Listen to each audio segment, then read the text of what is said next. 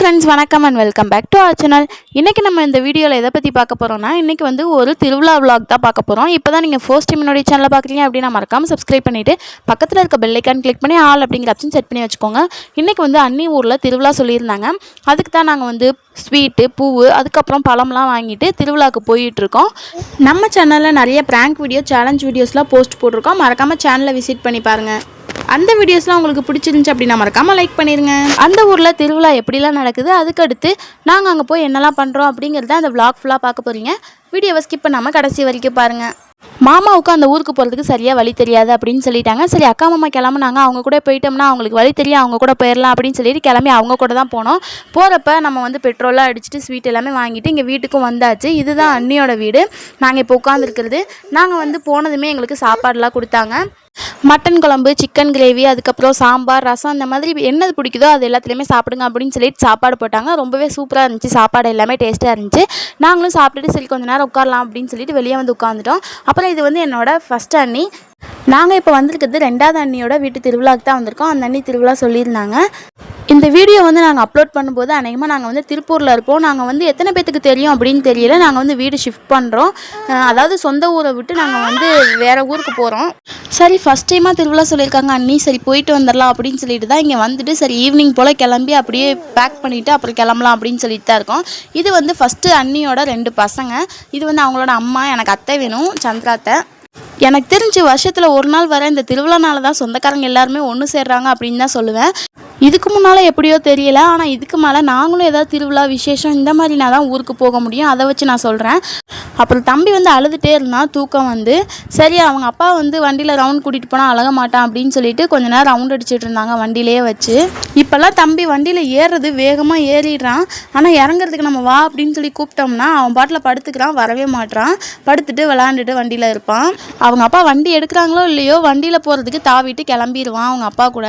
ஏன்னா வண்டி ஓட்டுறதா அவனுக்கு பிடிச்சிருக்கும் போல். பசங்க எல்லாருமே மேக்ஸிமம் இப்படி தான் இருப்பாங்க போல். அது பிறந்த குழந்தை கூட நிரூபிக்குது பாருங்களேன். அப்புறம் படுகாலம் வந்துச்சு.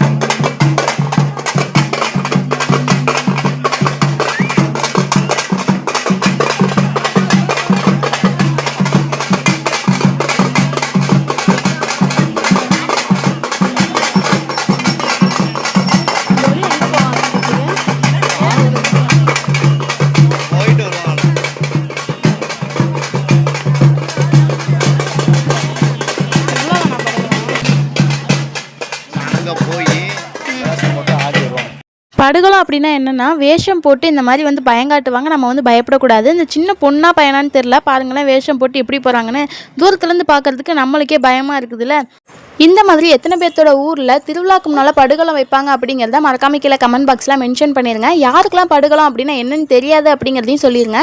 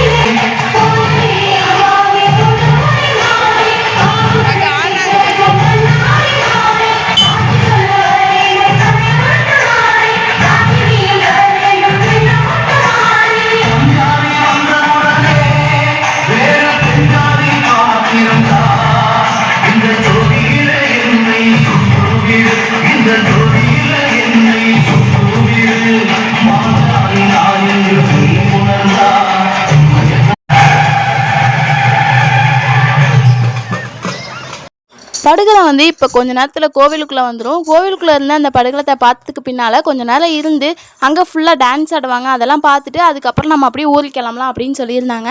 ஏன்னா மாமாவுக்கு வந்து நைட் ஷிஃப்ட்டு, அதனால சரி போகலாம் அப்படின்னு சொல்லியிருந்தாங்க.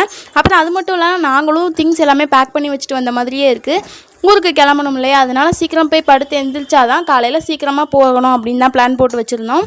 அதனால நம்ம வந்து திருவிழா பார்த்துட்டு அப்படியே அங்கேருந்து கிளம்ப போகிறோம். அண்ணிட்டையும் அண்ணாட்டையும் சொல்லிட்டு திருவிழாக்குன்னு போனால் இந்த மாதிரி விளையாட்டு ஜாமா கடை, பூக்கடை, இந்த மாதிரி பழக்கடை, ஐஸ்கிரீம் வண்டி, இந்த மாதிரி கலர் கலராக லைட் இதெல்லாம் பார்க்கும்போது என்னன்னே தெரில, மனசுக்குள்ளே சந்தோஷமாக இருக்குது. இதுக்கடுத்து வர்ற கிளிப்பில் வந்து தன்னால் அதுலேயே ஆடியோ வரும். அந்த ஆடியோ தான் நீங்கள் கேட்க போகிறீங்க. நான் வந்து பேச மாட்டேன். இதுக்கடுத்து நாங்கள் திருவிழாவில் என்னெல்லாம் பண்ணுறோம், எப்படிலாம் திருவிழா போச்சு, டான்ஸ் எப்படிலாம் ஆடுறாங்க அப்படிங்கிறத நீங்கள் வீடியோவை ஸ்கிப் பண்ணாமல் கடைசி வரைக்கும் பார்த்து தெரிஞ்சுக்கோங்க. அப்புறம் அந்த செடியெல்லாம் பார்க்கறதுக்கு ரொம்பவே அழகாக இருந்துச்சு. லைட்லாம் ஃபுல்லாகவே செட் பண்ணியிருந்தாங்க, அழகாக இருந்துச்சு. இந்த மாதிரி நிறைய வீடியோஸ் வந்து நம்ம சேனலில் விளாக்ஸாக போட்டிருக்கோம். மறக்காமல் சேனலை விசிட் பண்ணி போய் பாருங்கள். நிறைய கோவிலில் உள்ள திருவிழா விளாக்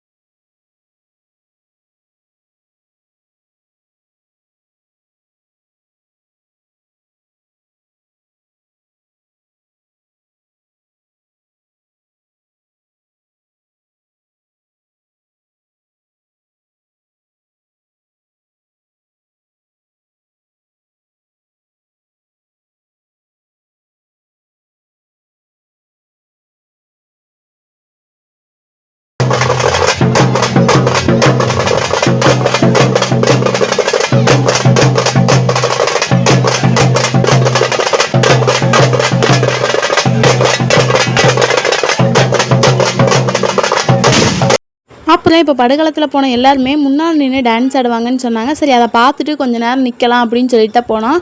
மாமா வந்துட்டு டான்ஸ் ஆடுறேன், நான் ஆட போகிறேன் அப்படின்னு சொல்லியிருந்தாங்க. சரி எல்லோரும் ஆடுங்க அப்படின்னு சொல்லி பார்க்கலான்னு சொல்லிட்டு இருந்தேன். அப்புறம் வந்து டான்ஸ் ஆடலை. சரி அங்கே முன்னால் ஏதோ ஆடிட்டு இருந்தாங்க. சரி இதை பார்க்கலான்னு பார்த்துட்டு நின்னோம்.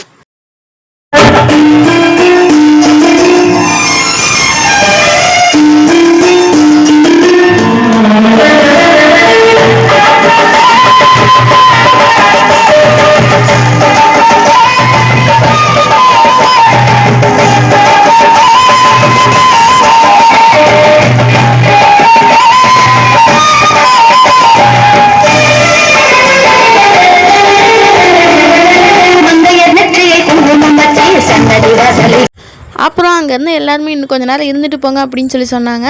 எங்களுக்கு வந்து பிரச்சனை இல்லை, ஆனால் மாமாவுக்கு வந்து நைட் ஷிஃப்ட்டு, அப்புறம் வேலை போயிடும் அப்படிங்கிறதுனால சரி நாங்கள் அங்கே தான் அப்படியே கிளம்பிட்டோம் திருவிழாவை பார்த்துட்டு.